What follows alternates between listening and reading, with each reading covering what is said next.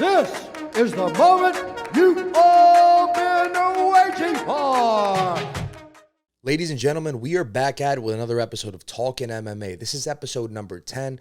We're picking up some momentum here, so do not be shy. As I always say, follow us on all platforms. We're on TikTok, we're on Twitter, we're on Instagram, we're on YouTube, we're on Spotify. Listen, I get it. A lot of times people are too busy or they just don't like watching on video, whatever. It's kind of annoying, whatever it may be.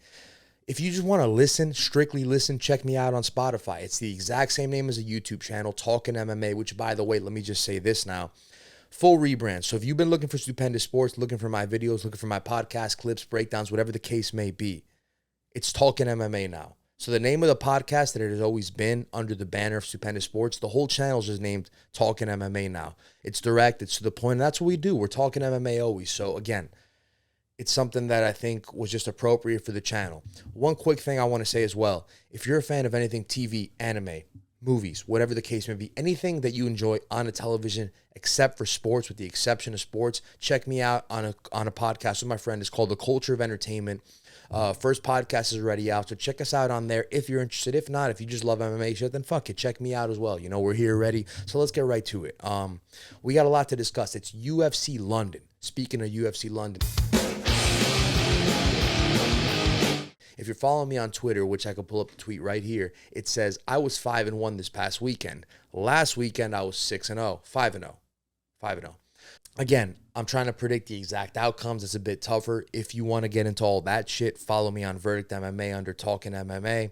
You can check me out there. Check out all my exact sort of picks where I think things are going to go. Again, a lot harder than the overall main card picks. The Molly McCann versus Luana Carolina fight kind of fucked me up, but it's funny because I was watching the fights, man, and I told a friend, like, hey, take the 6 fights, take this parlay that I did. I did the 6-fight parlay on the main card, but I was like, if you're not going to do one, don't do the Molly McCann versus Luana Carolina fight. I told him to do that. He did that. He won big money. Check that out on my Twitter. But here's the deal.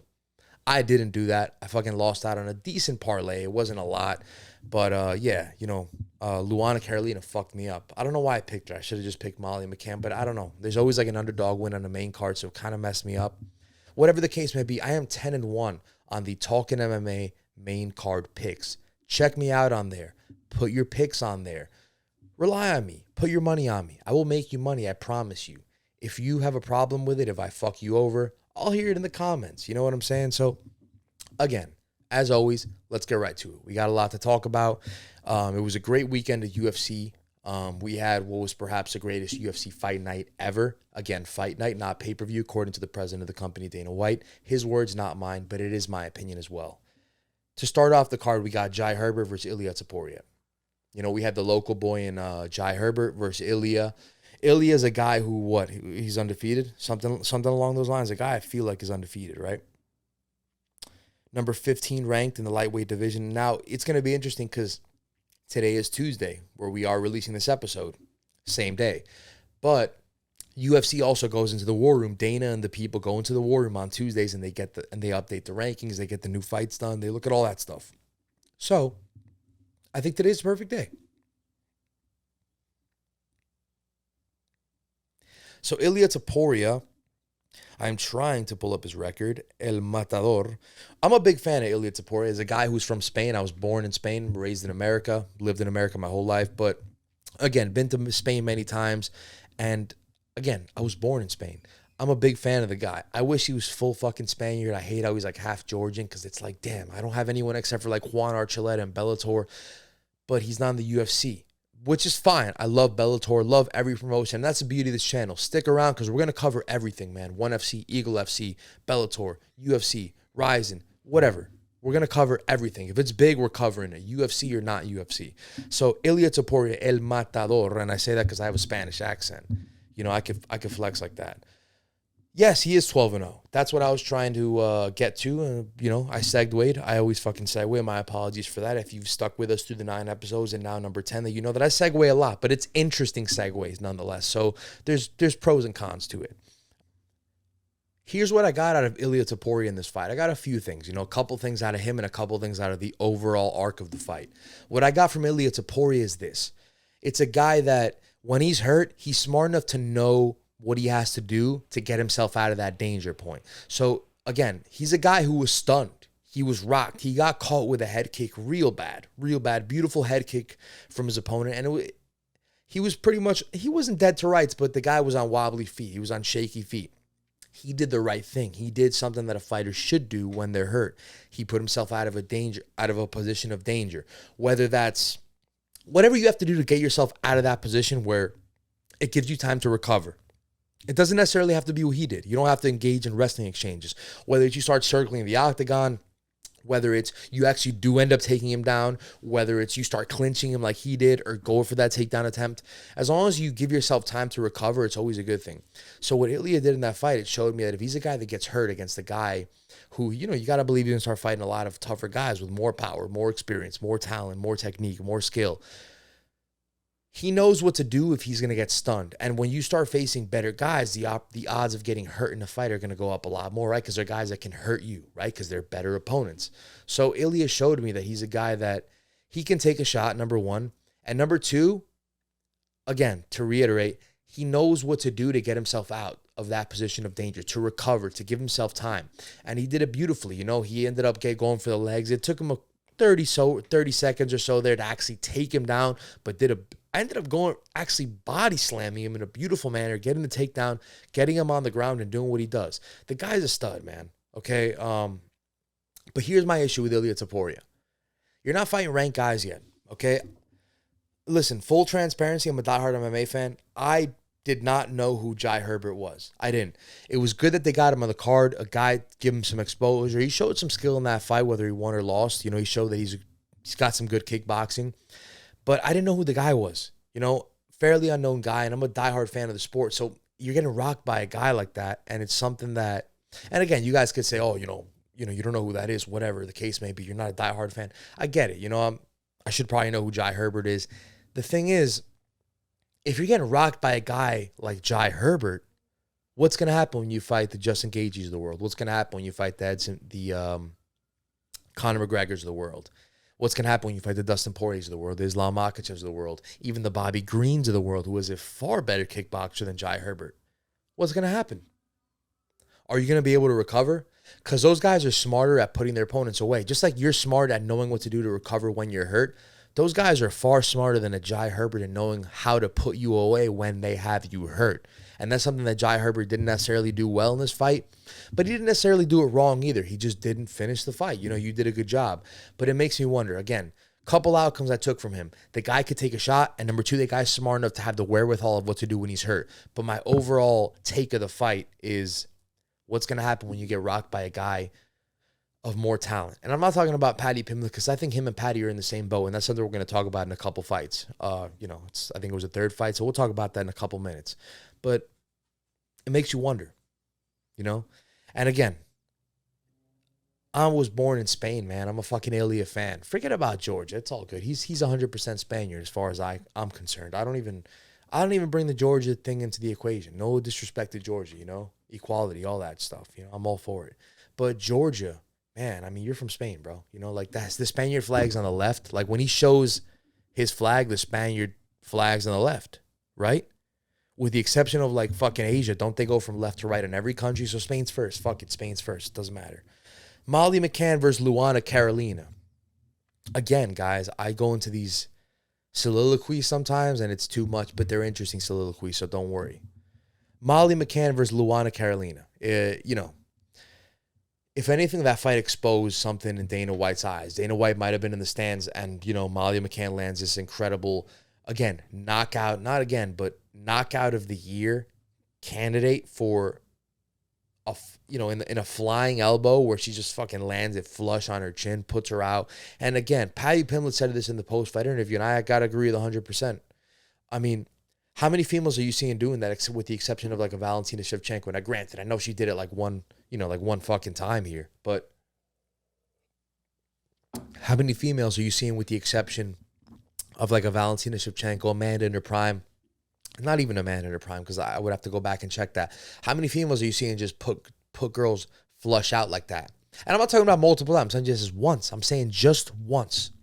Because similar to the men's flyweights, I love watching female fights, but I'm not expecting an epic KO in these fights. I'm not expecting a girl to have her lights put out. Again, with the exception of a Valentina Shevchenko, of girls like that, of even a Rose Namajunas, who's an absolute stud in a lighter weight class, even for females, which is a massive credit to her power, to her technique. Because a lot of Rose's stuff doesn't just come from her power, right? It comes from her ability to set it up with, great coaching from Trevor Whitman, a great mind in her husband, Pat Barry. But again, that's beside the point. Who's doing it like that, really? Besides a couple of women that we just named, who's doing it like that? Which female fighters are putting girls flush out like that and having epic KO knockout reel highlights like that? Molly McCann just fucking did it, man. And again, which is what I was going to say before I went on another fucking soliloquy, as I always do. My apologies. Dana White was probably in the crowd thinking after that fight, like, holy shit, we got a star, Anytime I have a card in England, forget about London. Anytime I got a card in England, she's going on it. Because she got a fucking big pop from the crowd. She finished in style. She knew that she felt like she was in a place where a lot of family was watching, a lot of friends. She was in a home territory, a comforting territory, a territory where she felt more motivated to perform. She fucking went out and knocked the girl out with a fucking spinning elbow, KO, flatline, knockout of the year contender. Like she said, I got to do something like this, and she did it, guys. It's not easy to do. Give her fucking credit. In the first round, Molly McCann finished her, hurt her several times. And again, I had that parlay where Luana fucked me over, which is all good, Luana. We're good. Just redeem me in the future with parlays, but we're cool. But Luana was hurt several times in the first round. Molly hit her bad, man. She was hurt. And what happened? Luana was able to overcome, and she had a very good second round. I don't think she won it because I thought Molly had more of the threatening shots, threatening activity in that second round. But again, Luana did outstrike her overall in the second round, and things were going good. She had her in a couple submission attempts. And then in the third round, Molly just puts her to sleep, man, and then puts that fucking whole thing to rest. So, good fight. Molly McCann, congratulations. Is she going to get a ranked opponent next? Because she ain't ranked, is she? Unless I'm just mistaken. Molly Meatball McCann. I don't know. She's not ranked. Nope. Let's get her a ranked fight, UFC. Let's get her a ranked fight. Dana. Boss man, Dana. Third fight on the card. And again, some fucking oddly similar things to the Iliotoporia fight. And the reason I say oddly is because, they got this whole storyline. They're connected now. We saw the whole thing that happened in the hotel. Paddy Pimler versus Kazula Vargas. Okay. I feel like I overstated that a little bit. Let me just sort of backtrack. Like, like when you play Forza Horizon and like you fuck up on like a big turn in a race that you're winning, you get to rewind like 10 seconds. It's perfect. If only you could do that in life. Paddy Pimblett versus Kazula Vargas. I did say it's similar. I did say oddly similar. Again, I kind of want to backtrack just a little bit. Not a lot, just a little bit. Because, listen, Paddy did get hurt a little bit.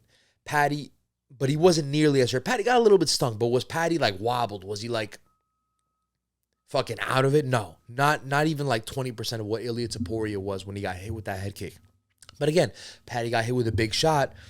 And this guy was able to take Paddy down to the ground. Whether Paddy got hurt from the shot and that aided in Kazula taking Paddy down, whatever the case may be, Paddy got taken down. Paddy was in a vulnerable position where he had a guy in top mount on him. Okay? Listen, say what you want, but when I'm watching guys like world beaters in their prime, like Jones, McGregor, these guys that Paddy's being compared to in terms of hype, Hamza, these guys aren't being put in compromising situations where they're being hit with a huge shot that drops you like you did in your first fight, where they're being put in top mount and taken down like you did in your second fight. That ain't happening to a Conor. That ain't happening to a Jones, Hamza, guys that have similar level of hype to you. So I'm putting you on that scale because that's where people are comparing you to. So that's what I got to do, Paddy. And that's why I say maybe it wasn't similar too much to the Ilya fight in terms of, oh, wow, it was oddly similar. Like I said, that they both got knocked down or hit hard. Because I don't think Paddy was hit nearly as hard. But again, at the scope that in the scope that we view Paddy of, the lens we view Paddy at, that's not good for Paddy. You know, Paddy got hurt bad. Again, let's reiterate to the Iliotoporia fight. If you got a guy like, if that happened to you against Islam Makhachev and you got downed in that fight, you ain't getting back up, Paddy. Ask Bobby Green. Ask Dan Hooker. Ask fucking 1,000 other guys that I cannot think of Drew Dober. There you go. Ask many other guys that have faced Islam Makhachev. There's certain matchups in the lightweight division where, one, if they catch you with a shot like that, they might finish you. Two, if they get you in top mount like that, you ain't getting back up to your feet. Charles Oliveira, Islam Makhachev. Islam ain't the only one, bro. Beneil Dariush. Benny's got some good jiu-jitsu. So again, man, what's going to happen when you face those top-level talent? And that's where I reiterate for like the 15th fucking time. Oddly similar to the Ilya fight where they got this beef, but there's certain things that I'm seeing in them. There's certain questions that I have about them. There's certain things that I am seeing in both of their fucking fights that are similar in the sense of, much like Ilya, yeah, you're good. Yeah, people are starting to like you. But if you get put in a disadvantage like that against the guy that's ranked, against the guy like, even against the Diego Ferreiras of the world, even against the guy, you know, got 14, 13, 14, 15, 12 ranked in lightweight division. They're going to be more efficient in their ability to take you down and finish the fight, or their ability to finish you on the feet when they've got you hurt. You know what I'm saying? So again, Paddy's got to be careful there. Now, those were sort of my cons to the Paddy Pimblett fight. Here are the pros. Paddy Pimblett's a dude, he's a bad motherfucker. You know, he's someone that, similar to like an Arnold Allen, he can thrive anywhere in the fight, but not to the level of an Arnold Allen, because we see Arnold Allen, you know, doing what he does in the stand-up. But Paddy Pimblett, no matter where the fight goes, I think he has a chance anywhere. You know, I think he's got good hands, even though I think I think he could have had a better representation of himself in the boxing department in the UFC. In the ground, you know what he's done. You know, he's done incredible since then. But again, man, Paddy is someone that, given the flaws, given what I just said, he did submit the guy in the first round. You know, it took him less than 4 minutes to submit Vargas, a tough guy, a guy who wanted to rip his head off. That's what it looked like right from the start. And he's someone that it looks like he knows how to turn on the switch when he has to. You know, we saw he was all, giddy up, this, that, and the other. You know, everything's going great. I'm in London. I love, my friend. Oh, there he is. There's my family. But when he saw Vargas staring him down like a fucking pit bull, guess what Paddy did? He brought that same energy back. He stared him down and locked eyes with him. And from there on out, dead set on Kazula Vargas all the way to the finish. So we got to give Paddy Pimblett the credit that he deserves. Again, they asked him, do you want a ranked opponent next? He said, add 2 zeros to my fucking paycheck and I'll take a ranked opponent. And it's almost the exact same approach as Sean O'Malley. Like, why should I fight these guys that maybe not that I'm ready for, but that the percentages of me getting defeated and ending this whole hype train are over if I lose to this guy? Put a couple zeros on my paycheck, then we'll talk. I think he's going about it the right way. Is Dave Portnoy advising this motherfucker? We know Dave's...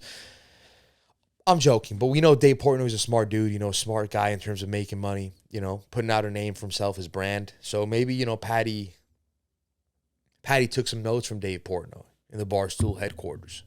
We got to get Paddy on a pizza review. Like, does anybody else love those pizza reviews of Dave Portnoy? We got to get Paddy on one of those things, man. So we got the co-main event. Arnold Allen versus Dan Hooker. Here's the thing about mixed martial arts. You got two guys that you love. You got two guys that you don't want to lose, but it's 50-50, right? And at the end of the day, one guy's going to win. Dan Hooker was tough because Dan Hooker obviously lost to Arnold Allen. That's no secret. And after the fight, we saw him take a seat on the stool. We saw him lay his head down. And he must be feeling like, I'm a guy who works my ass off. I'm a guy who is one of the most talented guys in the world. And I know I'm one of the most talented guys in the world. And I'm a guy who, like, shit, I want it, man. I want it. And I'm putting the fucking effort. And I love this game. And it's not giving back to me the way I am giving back to the game, right? And I genuinely feel for guys like that because Dan Hooker is a guy that, maybe this doesn't make sense, but he's lost all these fights, but he's a guy who who also deserves to have won all these fights. He's a guy who you wouldn't be shocked if he won all of these fights that he've won because he's on that level. The problem is he's someone that's fighting the absolute best in the world. You know, like I want to do this guy credit, man, because I'm not going to put Dan Hooker down. We're not about to do that. We're going to fucking uplift this guy because this guy fights everybody. Like, you guys get that? He's not a guy who's a bum on a 5-fight losing streak, or he's a guy who's like number 10 to 15 in the lightweight division. And he's losing to, like, no offense, I love these guys, but there's levels to this shit. The Bobby Greens, Diego Ferreiras, you know, all these guys. He's not losing to those guys, man. He's losing to the best in the world. He took the Islam fight on short notice, guys.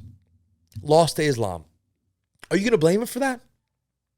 He beat Haqparast, his last fight not the last fight, the one before the Islam fight, got a W, got a win back under his belt. He fought Michael Chandler. He lost to Chandler, okay. Chandler's one of the best in the world. Lost to Poirier. Poirier is one of the best in the world, guys.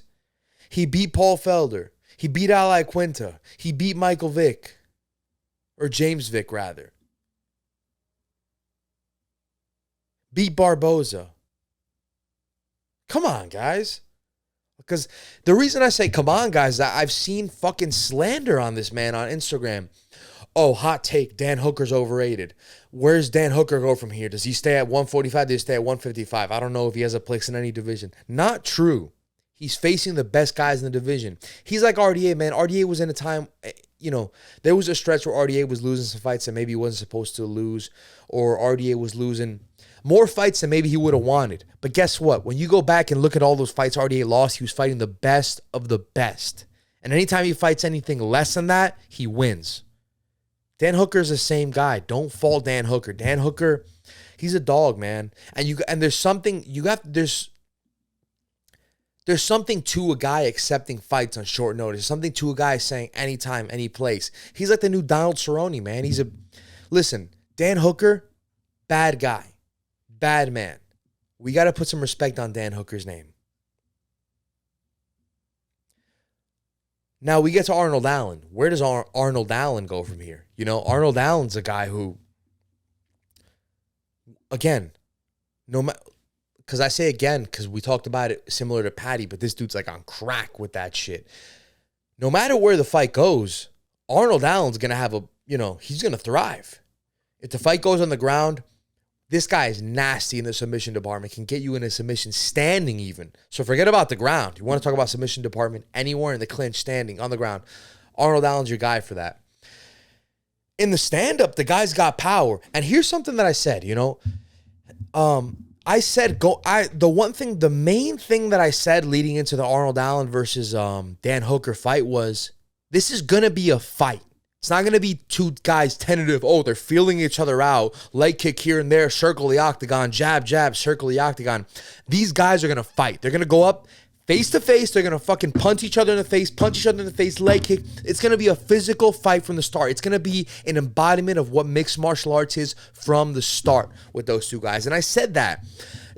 When I said that, I believe I reiterated in one of the last episodes, I don't mean it's going to be a Gaethje versus Chandler kind of fight, guys. I mean, but it's going to be a fight. This is what I mean. There's bad fights and there's good fights, right? There's fights that are shit, that are a bad representation of what you want to see in the sport. And there's fights that are, holy shit, what a dog fight. These girls are going at it. These guys are going at it.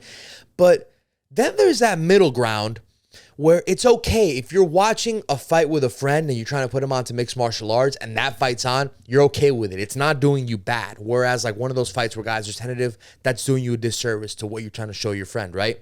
This fight wasn't the most incredible fight ever, like right from the start to finish, but there was action. I knew there was going to be action in this fight. That's all I could really say about it. I knew that these guys were going to fucking go at it. They were going to go for it. There was going to be nothing of tentative, patience, timidness. No, that wasn't going to happen in this fight. So where does that put Arnold Allen? He's number 7 right now in the division, right? Again, today is Tuesday. It's the matchmaker meeting. again, I just said that could be a good thing, but could it also be a fucking bad thing? Maybe it takes him to Wednesday to update the fucking thing. I don't know. But Arnold Allen is still number 7 in the division. I would think a win like this would at least put him over Josh Emmett, just because of the activity, just for activity's sake, if you will, just because he's been a bit more active lately. But again, it didn't do him bad. This was a win for him, man. Arnold Allen's a problem in that division.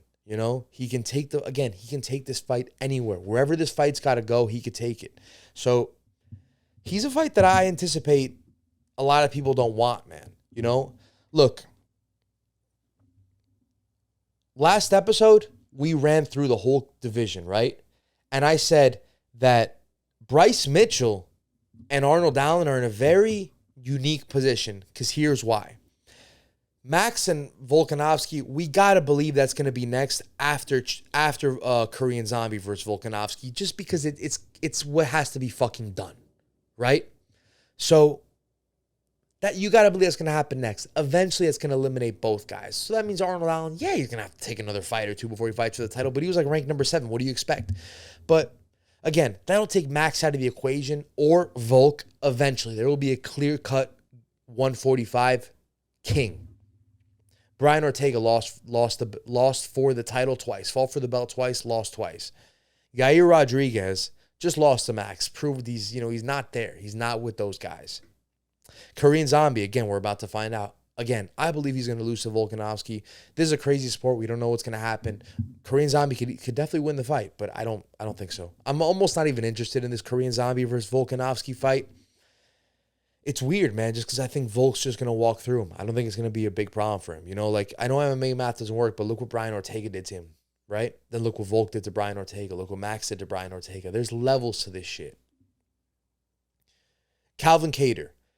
Calvin's a beast, but again, Max almost showed that there's levels to this. You're not on my level, Calvin. So even if Calvin gets a couple more wins, until I see him actually go back and avenge a Max Holloway loss, man, I don't see where Calvin gets to the level of a Volkanovski, of a Max Holloway, maybe even of a Brian Ortega. Wouldn't that be a fun fight to make next? Brian Ortega versus Calvin Kattar. Josh Emmett, a guy who's had a couple setbacks, at least in the division, whether it's been losses to Jeremy Stevens and things like that. So then we have Arnold Allen sitting there, fresh blood in the division, hasn't had really many setbacks on an 8-fight win streak, guys. If you're on an 8-fight win streak in the UFC, similar to the Islam Makhachev argument, where Islam's on a 10-fight win streak, I don't give a fuck if it's mop buckets in the UFC. Okay? I don't care. I don't care. He's on an 8-fight fucking win streak in the UFC. That means something. The UFC matches up the best against the best. When they say, kid, you've won 4 in a row. Okay, it's due time. Fight someone that's elite as hell. This guy's beat 8 people in a row. He's 1 or 2 fights away from a title shot. So again, by default, he's in that mix. And what I meant to say by tracing back to the last few episodes is I said, if Arnold Allen could beat Dan Hooker at UFC London, him and Bryce Mitchell are 2 dark horses in the division where they're fresh meat. They haven't had the setbacks that all the other guys have had. And there's someone that they're exciting. They're exciting to watch.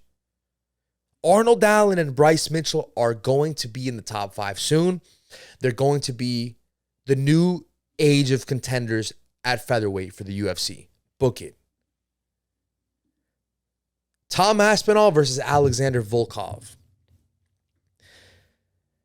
Again, guys, you go back, you watch a previous episode where we talked about Tom Aspinall. I said Tom Aspinall is a dark horse of the heavyweight division in the sense that if he beats Alexander Volkov, he's already in the top 5 or 6 in the heavyweight division. And Dana said that he's going to break into the top 5 if he were to beat Alexander Volkov, which of course he did this past weekend. Because Derek Lewis is 5 right now, but Derek Lewis has had enough setbacks where even though Volkov is 6, Derek Lewis is 5. If Tom Aspinall could beat Alexander Volkov, he deserves to leapfrog Derek Lewis, even though he just beat Volkov out of the 2 that are 5 and 6. Now, Tom Aspinall, again, guys, new age of heavyweight. How many times do I have to reiterate this shit? New age of heavyweight. Him and Cyril Gahn are going to fight eventually because they're just better than everyone else. This is like the new breed. What does he do when he opens up the fight? This guy fights like heavyweights don't fight. This guy is, him and Cyril Gahn, again, not just a new age, but almost an anomaly in the heavyweight division. The guy opens up the fight, again, immediate switching of stances. Leg kick, pops him with the jab, switches stance again. This guy fights like a welterweight, like a middleweight. He's not fighting like a big boy who's just looking to put you out with his power. You know, like, he is a very well-rounded fighter. What does he do? He hurts Volkov standing up, gets the fight on the ground, finishes the guy in a fucking, what was it, a Kimura? Yeah, in a Kimura. You gotta love guys like that in mixed martial arts where no matter where the fight goes, they're fucking dangerous, man. Got him on the ground, finished him. On the feet, hurt him multiple times. Tom Aspinall's a real deal. You know? Again, I don't know if this is updated. Okay, I can tell you right now, it's definitely not updated yet because Tom Aspinall's still 11 and Volkov 6. So I guess that applies to every other fucking question. Every other time I brought up that question throughout the podcast, there you go. This is not updated yet, which it should be because it's Tuesday, but whatever. What the fuck, UFC? Tom Aspinall is about to crack into the top 5. I mean, he beats Derek Lewis. He beats... I say he beats Curtis Blades because maybe he doesn't have the clear-cut advantage on the ground, but he can hold his hold on the ground because he's a damn good wrestler, a damn good jiu-jitsu practitioner. But again, Tom Aspinall against Derek Lewis, I take him. Against Curtis Blades, I take him.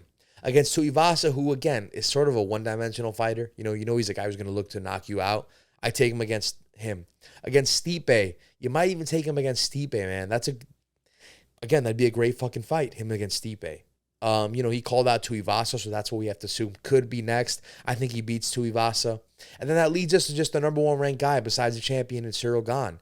Him and Cyril Gane is going to happen eventually. Whether they have to clean out all the other contenders and say, all right, this fight is going to be for the title shot, I'm predicting that Tom Aspinall versus Cyril Gane will be the next number 1 contender fight for the heavyweight title to face Francis Ngannou if Jon Jones doesn't come back. Because that's a big if. We know how talented Jon is. But again, man, nothing to do with Jon in this fight. Again, man, Tom Aspinall, what a stud. What a stud. The new breed of heavyweight, a guy who got a big pop from the crowd when he won that fight. So you look at him and you say, hey, do we have a star in our hands? It's interesting. It's been a great weekend of fights. Again, to reiterate, I feel like I say that a lot again. Again. But again, I repeat shit a lot. So got to give shit context. UFC London, maybe the greatest UFC fight night ever. Like, I got to agree with the boss on that one. Maybe the greatest UFC fight night ever. Was it the most stacked card? You could put it up there. And then did the fights deliver on the level of finishes, excitement? You could put it up there. So both things might be the greatest UFC fight night ever, guys. Definitely the ESPN era was, without a fucking doubt. So for this week, I've decided to switch it up a bit. Top 5 this, top boxer that, top this. Let's go with the top 5 narratives that really piss me the fuck off in the UFC. Sometimes, maybe not all the time. Whatever. Number 5. Jon Jones will easily be champion at heavyweight. I see a lot of people say, like Luke Thomas, like fans on MMA Twitter say, oh, if Jon came to the heavyweight division, it's like almost a foregone conclusion that the guy's going to be the heavyweight champion of the world. I mean, look. Just look at the state of the heavyweight division and tell me if Jon Jones is going to be a clear guy to be champion of that division. Like, you can't say that. Look at Jon Jones' last, 3 fights? The guys looked fairly human, man. Look at the fight against Thiago Santos, who fought him through at least 4 rounds with one leg, and he won a split decision. Look at the fight against Dominic Reyes. Jon Jones straight up lost that fight, which leads me on to an even higher number on this list, but we're gonna get into that. But again, man, to say Jon's even especially recently, because we have to take what we've seen recently. We can't live off the past all the time, and the guy hasn't even fought. So can we even take what we've seen recently? But I guess recently in terms of when he's last fought. Has he looked like this Superman? Has he looked like this GOAT? Now, again, I do think Jon Jones is the GOAT. Based on just the overall combination of talent and accolades, I think Jon Jones is the GOAT. But is it a foregone conclusion that he's been smashing everyone his last 3-4 fights? No, absolutely not. He's been in some damn close fights. And for that matter, he's been in some damn close fights throughout his career. So for him to say that he's just going to come into he's going to waltz on into the heavyweight division and beat Francis Ngannou, beat Stipe Miocic, beat Tai Tuivasa, beat Derek Lewis, beat Curtis Blades, beat Alexander Volkov, beat Jairzinho Rozenstruik. Yeah, I mean, might be a little more than you could chew, Johnny boy. You know what I'm saying? Like, it's not a foregone fucking conclusion that this guy's going to be the heavyweight champion of the world. Like, that really kind of just pisses me off sometimes. And I see people saying that, like, oh, well, John, you know, his last step is once he moves to heavyweight and becomes a heavyweight champion, that'll cement the GOAT status, you know, due to, like, recency bias and all that. I get that, and I'm with people that say that. But, like, can we wait? Can it happen? Was he going to beat Ngannou? All right, let's see. Can I see? Can the fight happen? Can John actually become the fucking champion? See what happens. If Ngannou fights Jon Jones, and I'm sure a lot of you aren't going to disagree with me on this, I'm picking Ngannou. So, again, what is this certainty that Jon Jones is going to just waltz through Ngannou and, you know, that's it? No, man. Not that easy. I do not think so. Now, look, does Jon Jones have strengths that certainly lay into the weaknesses of a Francis Ngannou? Absolutely. Absolutely. But hell, I'm just talking about the champion here. What about when he faces a guy in Cyril Gane who's like a heavyweight version of Jon Jones already? Tom Aspinall, what did he just do? Look what he just did to Alexander Volkov, a world-class guy. Would Jon Jones have dispatched Alexander Volkov within 2 rounds like that? Or within 1 round, whatever it was? Ask yourself that. Right now, today, where we stand at heavyweight, is Jon Jones dispatching Alexander Volkov like Tom Aspinall just did? I just don't know. Am I saying yes? No. Am I saying no? No. Absolutely not. I just don't know. And I think it brings up a good sort of, you know, I think it's justified. You know, to say Jon Jones will easily be heavyweight champion, or it's a foregone conclusion that once Jon Jones moves to heavyweight, he's going to be the heavyweight champion of the world. No, man. Absolutely not. Number 4 of fucking narratives that I hate in the UFC. They need to stop, by the way. Number 4, to be the champ, you have to beat the champ clear cut. No, you don't. No, you don't. Who won the Super Bowl last year? The Rams?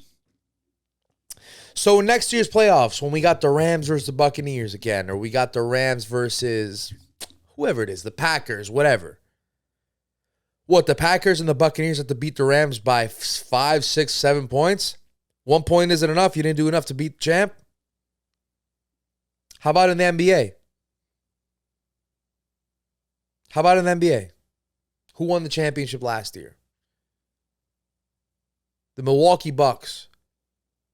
So if you beat the Milwaukee Bucks by 5 points in Game 7, it's not enough. You didn't do enough to beat the champ.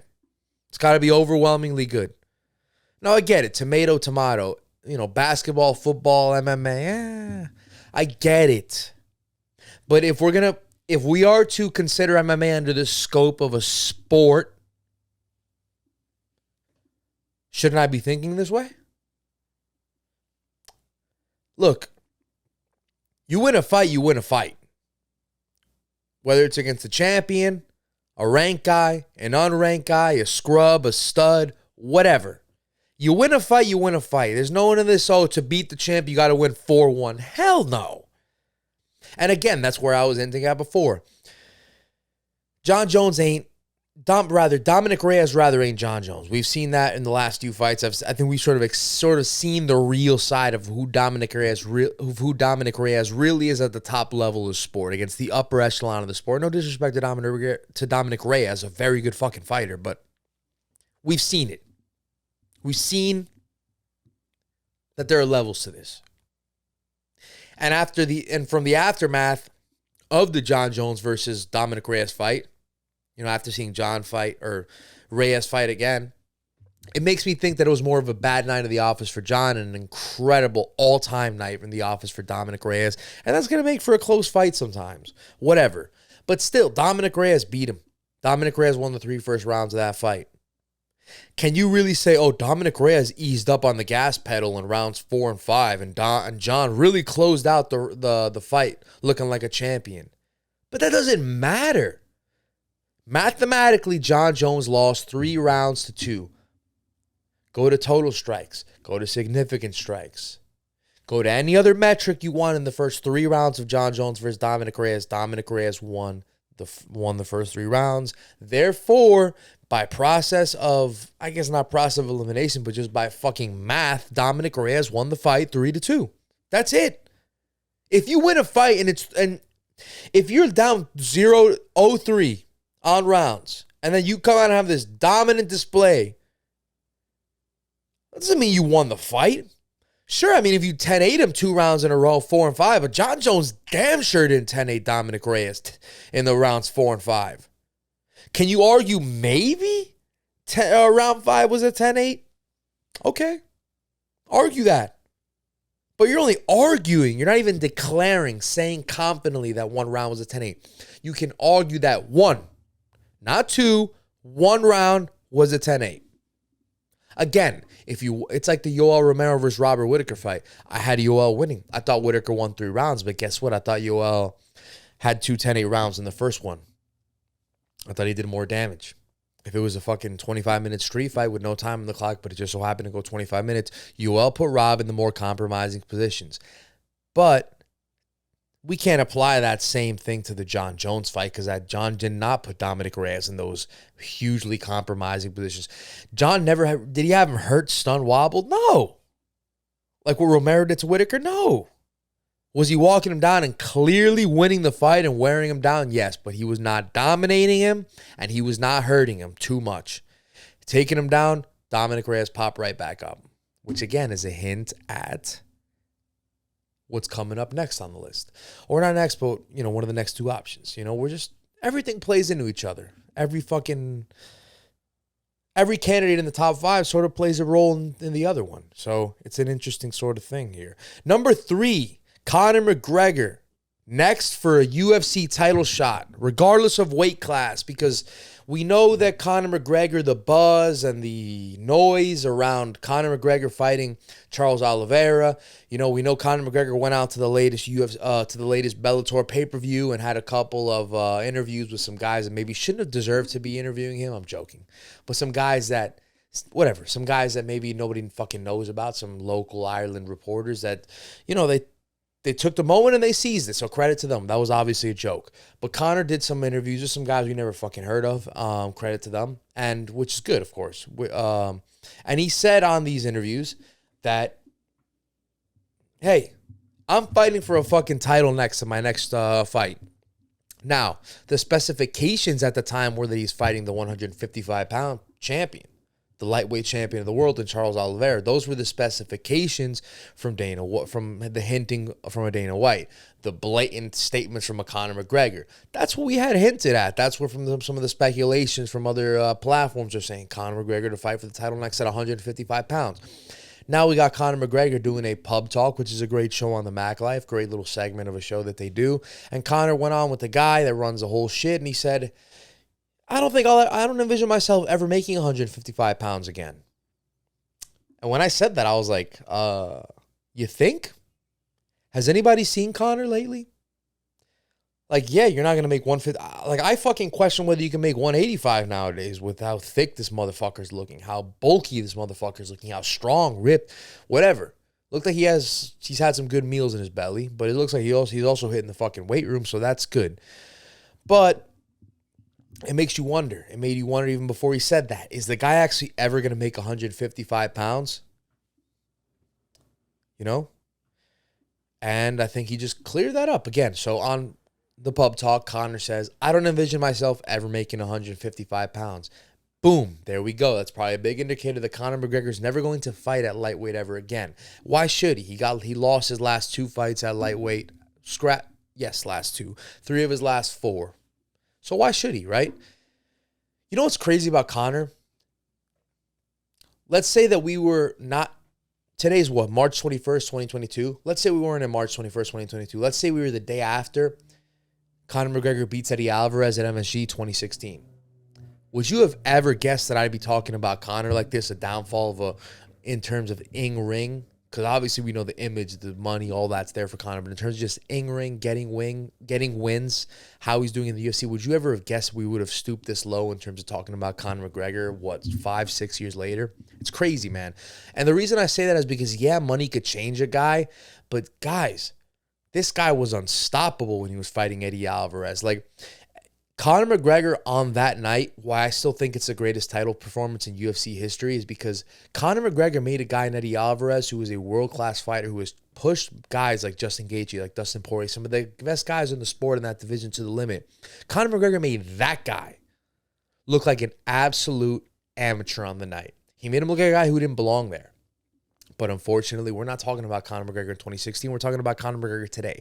And Conor McGregor today does not deserve to fight for a title in his next fight, which leads me to what I was saying on the pub talk. He said, I don't envision myself for the third time, as I say, soliloquy king right here. For the third time, he said, I don't envision myself ever making 155 again. So he said, I think my next fight will be against Usman. So what, is Conor like getting to call the shots to that level now? So Conor doesn't feel like fighting Oliveira anymore. And he said, so Conor calls up Dana and he says one morning, wakes up, maybe he had a nice dinner with D and the friends the night before, gave the kids meals. Conor had a nice T-bone steak, bone in, whatever. Ribeye, bone in, right? Whatever. I'm not a meat guy. Had a nice full meal, full belly. Calls up Dana the next day, says, Dana White, man, I don't think I could ever make 155 again. So guess what I'm going to do, Dana? I'm going to fight Usman at 170. Yeah, I don't feel like fighting Oliveira for the belt anymore. So I'm just going to go up and fight Usman now for the belt. A whole other weight class, disregarding a whole new breed of contenders. Dana goes, sure, Conor, whatever you want to do. Because that's probably what the fuck he said, based on what the fuck he was saying about the Oliveira versus McGregor fight, the potential of that fight happening. So again, man, I don't get it. I get it, but I get it, like 1% of me gets it. Like, remember when Izzy fought Anderson Silva, and Anderson was on like a 3-4 fight losing streak, and Dana White told Anderson, listen, if you beat Adesanya, you're going to fight for a title next. Did Anderson deserve to be in the number one contendership fight? No, absolutely not. Just like, does Conor deserve to be fighting Usman or Oliveira for the belt? Absolutely not. But Anderson is Anderson and Conor is Conor. I'll leave it at that, whether I disagree or not. Number 2, what does wrestling mean if you're not actually doing anything? What fight can we clearly go to as a prime indicator of this whole mess? Robert Whittaker, Israel Adesanya 2. A lot of people had Robert Whittaker winning that fight. And then I'd say like the 60% majority had Israel Adesanya winning that fight. And I said when I was breaking down that fight on the previous episode of Talkin MMA, I said the only way you're going to be able to sort of interpret who won that fight, the only that indicates how you feel about that fight is, how do you value wrestling? Specifically, how do you value wrestling when a guy takes you down and he's not doing like what an Islam Makhachev's doing, what a Habib Nurmagomedov's doing, what a Glover Teixeira's doing, being active on the ground, actively seeking a submission, even if he's not landing punches. That's still offense. How do you rate a guy that just takes a guy down and he pops right back up? What do you rate that as? How do you score that? Because there's even some people with the state of mind that I wouldn't agree with this, but that would say, if a guy gets taken down and the other dude doesn't land any offense, and a guy shows a beautiful ability to show takedown offense from his back and takedown defense, and his ability to pop back up, to fight back up, to move his way back up, some people would even say, because I've spoken to people about this, that's more of a positive on the person that was able to pop up from your takedown that you did nothing of, showing that they can do that. I wouldn't say that. I think that's fucking ludicrous, but I'm just saying, I'm in between on that. I'm not saying give it to the other guy. Of course not. He didn't score the takedown. But are you also going to give it to the guy that did nothing on the ground, even though he took him down? I'm not giving it to either guy. If you pop back up, here's the thing. Here's where I differentiate. If you're doing with a guy like Gunnar Nelson, who we didn't touch about too much, because I thought it was a fairly one-sided fight. If you're talking about a guy in Gunnar Nelson, right, in UFC London, who fought on the main card, who beat a guy fairly easily and had about over 5 minutes of ground control time in that fight. I'm not going to argue that Gunnar Nelson did nothing on the ground in that fight, but it may be a bad example. Gunnar Nelson did more on the ground. He was more offensive than Whitaker was against Adesanya. But let's just say Gunnar Nelson in that past fight that we just saw this past weekend did nothing on the ground. The guy still had back control of the guy for over 5 minutes. He was on the ground with the guy for over 5 minutes, had ground control time. That means something because you're at least able to neutralize him throughout the entirety of the fight. But if you're taking the guy down for anywhere from 30 seconds to 2 minutes and the guy does absolutely nothing and you're able to just pop back up with ease, how can I say much about that? How are you going to say, oh, well, what? That says a lot about the guy that took him down. I can't say that. And maybe I know I'm not on an island here, but maybe I'm on the other 40, 50% side that feels that way, or 60%, whatever the case may be. But yeah, man, I don't get how you guys could say that Whitaker beat Adesanya because he took him down three, 4 times in that fight, and Adesanya popped back up, and Whitaker just happened to do nothing with those takedowns. Not one punch really of note. If he did land punches, it wasn't anything. Again, nothing of note. And then for the most part, nothing was being landed really. So, I mean, how can you say that? I don't understand that. That's the thing about MMA Twitter. I love you guys, man, but sometimes you guys say great things that I agree with, and then sometimes you guys say the fucking most ridiculous shit that I just don't see, you know? Like, I'm arguing with people on MMA Twitter saying that Alexander Volkanovski beat Max Holloway in the third fight, or in the second fight. Really? Really? So that's why 75% of the people other than you are saying, or 80% of the people other than you are saying, Max clearly beat him. That's why the president of the company is saying Max clearly beat him. That's why anyone of note in terms of expertise in the community of mixed martial arts is saying that Max clearly beat him.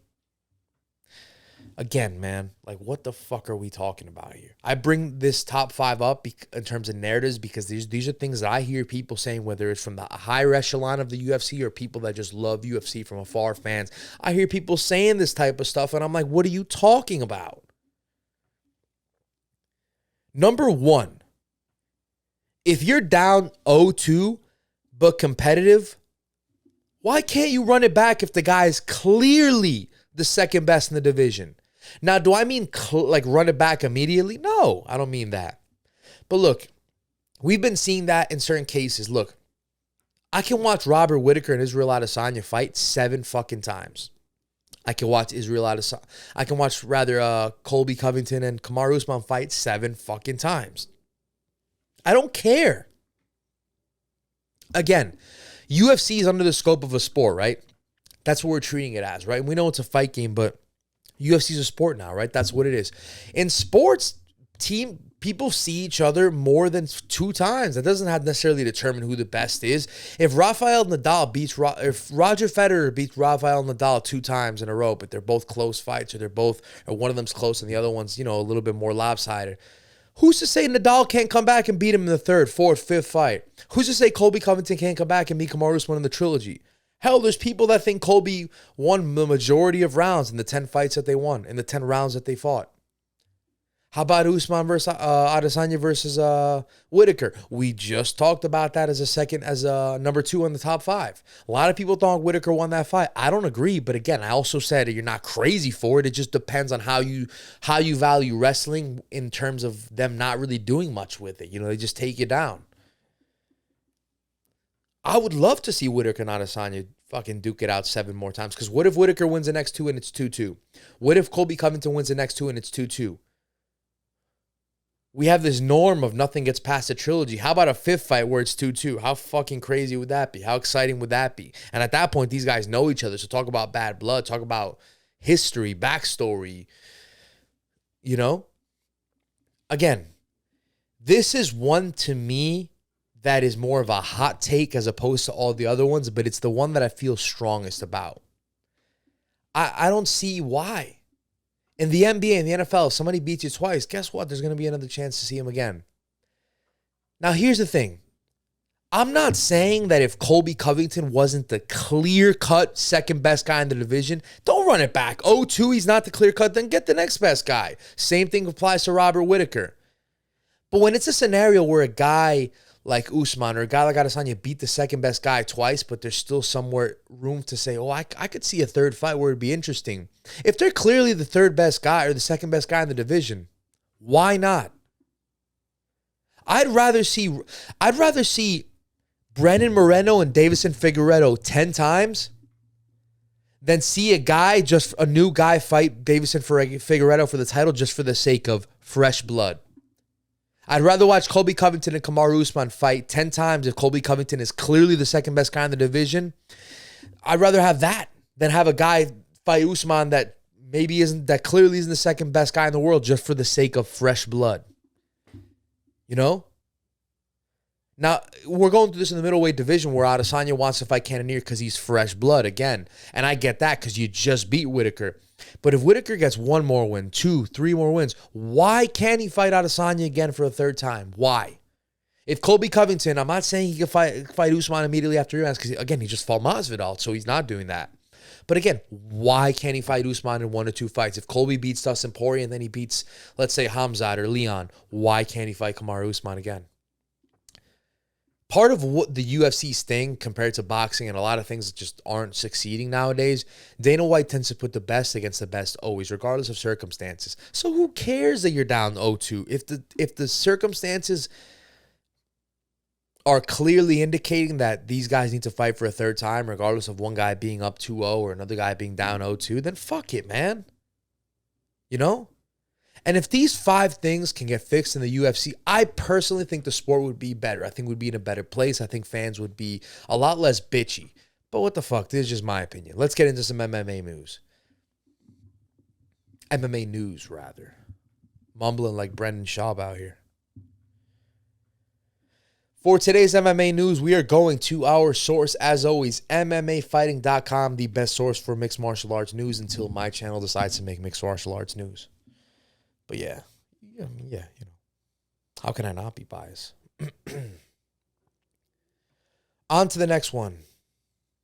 Colby Covington praises fucking legend Chael Sonnen for suggesting middleweight title fight with Israel Adesanya. Now we know Chael's been getting a lot of flack lately saying, oh, is it because he's friends with Colby? He's biased, this and that. Why is he saying that Colby should fight Adesanya? What, he just lost to the champion twice at one division. What's he going to fight up one weight class to fight the champ at another? Colby replies to what Chael had to say. He says, Uncle Chael, my man, that guy's a fucking legend. We know they're both boys. They're both Oregon guys. Similar in the sense that they played the heel persona throughout their mixed martial arts primes. Prominently, wrestlers are looking to wrestle the guy from start to finish to win the fight. A lot of similarities. Uncle Chael, man, that's a fucking legend, Colby told MMA Fighting. Uncle Chael makes a very good point. Everybody was talking about Usman fighting Adesanya, this and that. Usman is a bad matchup for Adesanya. Dude, I'm a bad matchup for Usman. I beat him in our last fight at Madison Square Garden. Why can't I go up and fight Adesanya? I won't have to cut 1 pound. I'll just wake up and fight at my natural weight. That guy can't stop what I do, and I truly believe that wholeheartedly. I do American wrestling, and this is mixed martial arts, blending the martial arts, and nobody can blend the martial arts like me. I put them all together. I'm a world-class striker, an A++ level wrestler. I'm unbeatable in that style. People are going to see over the next couple of years how impossible it is to stop that style.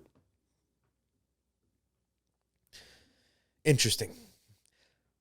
The one thing I will take away from that, the one thing I'll say about that before I move on, is if Izzy keeps cleaning out the middleweight division, if he were to end up even fighting a Robert Whitaker for a third time, would it be crazy to bring in some, again, fresh blood? We know Izzy loves that fresh blood.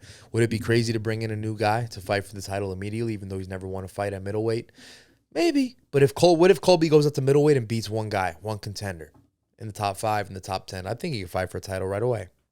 Paddy Pimblett shuts down fight with Iliotoporia, won't face top 15 foe until UFC adds, quote, more zeros to my contract. Now, again, I said this earlier in the show and I'll say it again. Seems like the guy's taking the Sean O'Malley approach. Whoever's advising him or if he's just self-advising himself, he's doing a good job. He's being smart about it. Because why should you? Why should you gamble if you're not making that money and you could take, and you know damn well you could be fighting somebody else that's not on that level, that's not up that ranking, not of that caliber of a fighter? Then why not? Why not just do that? Right? Tom Aspinall happy with ideal performance at UFC London. Wants to stay the biggest mystery in the. Tom Aspinall says he wants to stay the biggest mystery in heavyweight MMA. Now, I thought this was a very fucking interesting quote, to be honest. Because just of how specific he worded that he wants to remain the biggest mystery in heavyweight MMA. It's like, that's interesting. You don't see guys like, oh, I want to be the biggest mystery at 155. He goes, the reason why I called out Ty first is, first of all, I'm a massive fan of his style. Again, Tom Aspinall, all respect, to cut off the quote real quick. Super nice guy. Super nice guy. Anyone who's been around in between Paul Felder and Michael Bisping, they could tell you he's a super nice guy. Quote continues saying, second of all, massive fan of his personality, and the crowd goes wild when he fights, and apparently the crowd goes wild when I fight. Well, so far in the UK they do, because you've only had one fucking fight with the crowd, but I get you. So to continue the quote, again, I am the soliloquy king out here. So me and him in the UK, come on, bro. What a good time that would be. Let's line it up in the next UK card. Get me and Ty on it. But again, when is the UFC going back to the UK? Do they do that once a year in the UK, or is it like a 2-3 time thing where they just go through different places in the UK? Where does he say he's a mystery, though? That's really what intrigues me. He says, I didn't really show much, Aspinall said. I keep it that way every time if I can. I want to be the biggest mystery in heavyweight MMA. These people think they know about me. Nobody knows about me. These people think they know what's up, what they're up against. Nobody knows what they're up against. Let's keep it a secret. I'm a big fucking fan of this guy, man. Again, good looking dude, marketable. Nice guy. I think you can market that as well. Can fucking fight and has got a country behind him. There you go. What else you need? PFL announces April 22 start date for 2022 season. Ends events in Arlington and Atlanta. PFL is back, baby, with some more events. Israel Adesanya takes shots at Darren Till's UFC London celebration, and Till responds. Let's check this out, because we know that Israel Adesanya and Darren Till have had some fairly friendly exchanges in the past, and it looks like Israel Adesanya addressed him on his YouTube channel, which I love. Great YouTube channel, The Style Bender. Keep doing your thing, bro. He goes, oh, sit down, Darren. It's not your moment. Sit the fuck down. It's not your moment. Get the fuck off. And so I guess Izzy was responding to sort of him talking, being in the spotlight of UFC London. He goes, again, to reiterate, oh, sit the fuck down, Darren. It's not your moment. Sit the fuck down. It's not your moment. Get the fuck off. Darren Till responds, Stylebender, you idiot. At Tom Aspinall official asked me to get on the cage with him. So Izzy again is criticizing Darren Till, I guess, getting on the mic after Tom Aspinall's win at UFC London. And then Darren Till responds saying, at Stylebender, you idiot. Tom Aspinall asked me to get in the cage with him. Keep looking down on me for my losses, brother. It's all good. I'll be here one day. You'll watch. You haven't looked the best either in your last few fights. Stay off the cocaine. It's not healthy for fighters. Woo! Damn, that's unexpected. These guys are cool. He's saying, you haven't looked your best in the last few fights. Stay off the cocaine. 2 shots from Darren Till. Not 1, 2 shots. Boom, boom. Crazy. I thought they were friends. I thought they were cool.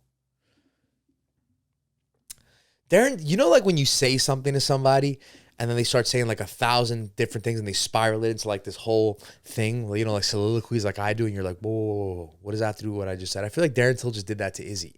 Like Izzy just said, hey man, don't fucking take the guy's spotlight. And Darren says, I wasn't, bro. By the way, I'm coming for you. You haven't looked good in your last fights and I haven't either, but I'm going to fucking take your title, bitch. That's kind of what it was like. Nonetheless, we continue. UFC exploring possibility of launching Fight Pass service in Brazil as global deals near its end.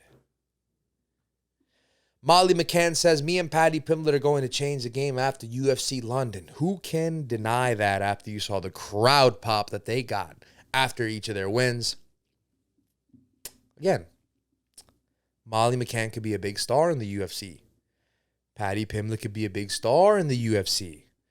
The UFC just has to do it right. They got to pick up the right matchups for Paddy. They got to, again, Molly just has to keep winning. She's been in there for quite a long time. She's got, I think, she's like in the top 3 for most wins in her division in UFC history. So she's ready in there. She's got to keep doing what she does. Tom Aspinall fans go wild outside arena following UFC London main event. That's what I'm saying. Tom Aspinall. Big star, guys. Big star. Potential for a big star. Not a big star right now, but that's what I mean. Potential for a big star. Again, the crowd pop. Does that fucking headline have to emphasize what I said anymore? Paul Craig boasts his bear jiu-jitsu is better than Anthony Smith's. Smith's response to Glasgow challenge. Hey, Paul Craig versus Anthony Smith would be a fun fight, but where's Paul Craig in the UFC rankings right now? I do not think he is even fucking near Anthony Smith in the UFC rankings. Let's see. Number 11, Anthony Smith is number 5. I was wrong. Paul Craig versus Anthony Smith could be a fun fight. If nobody, if Anthony Smith can't get a top 5 guy, can't get a top 7 guy, why not fight Paul Craig? Pretty good name, so why not? Shut up, dog. Not my dog. Dog outside. Moving on.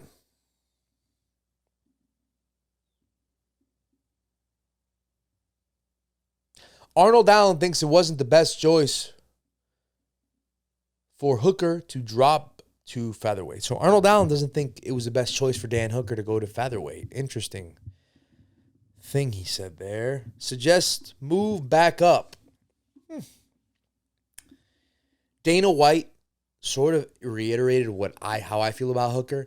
Gave him all the respect in the world. Said, listen, the guy's open to do whatever he wants. If he wants to fight at 45, he can fight at 45, one of the best in the world there. If he wants to fight at 55, fight at 55, one of the best in the world there. I'm paraphrasing, but that's more or less what Dana meant to say in it. That's what I felt he was saying in it. That's how I feel about Dan Hooker. The guy's fighting the best in the world. RDA, I'll take RDA I'll watch an RDA fight any day, any night in the top against a top 10 opponent, which he would deserve at 170 or 155.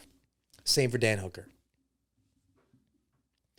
Dana White says Paddy Pimler showed everyone that he's the real deal at UFC London. Let's see what Uncle Dana had to say.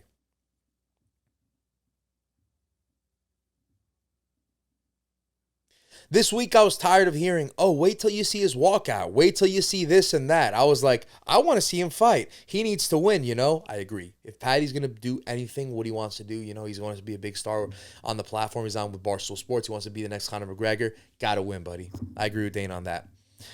I was like, I want to see him fight. He needs to win, White said at the UFC London post-fight press conference, but he did, and he did that spectacularly. And when he was in trouble, he came back and turned the fight around and won.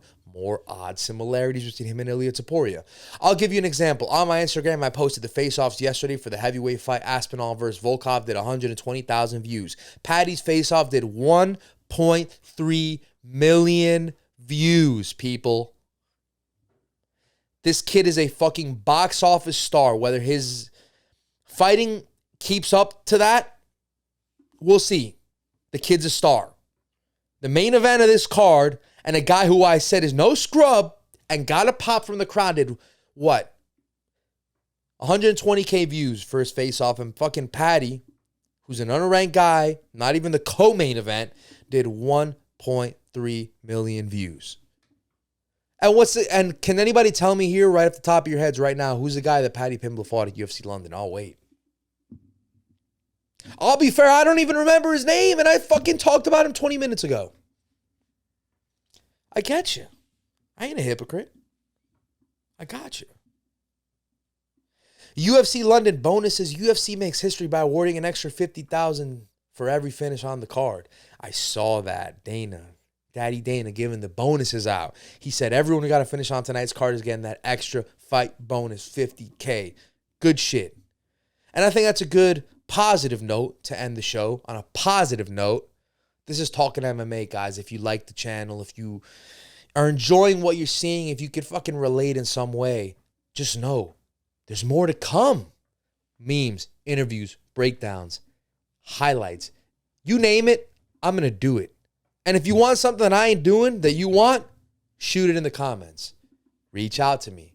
I will adjust. I will evolve, much like Tom Aspinall and Cyril Gahn are doing in the heavyweight division. I'll evolve. I'll be the Tom Aspinall of this heavyweight division of MMA media. Fuck it. I'll evolve. I'll take the criticism on the chin. I'll have that granite chin. Follow us on all platforms. We are on Spotify and YouTube if you want to listen or watch. If you want to follow us for promotions and all that other stuff, TikToks, memes, we're on TikTok. We're on Instagram. We're on Twitter. Check us out on there. With that, I say, ladies and gentlemen, goodbye. Have a good one, and we will see you for the next one. We will see you for episode 11 of Talkin MMA. Take care.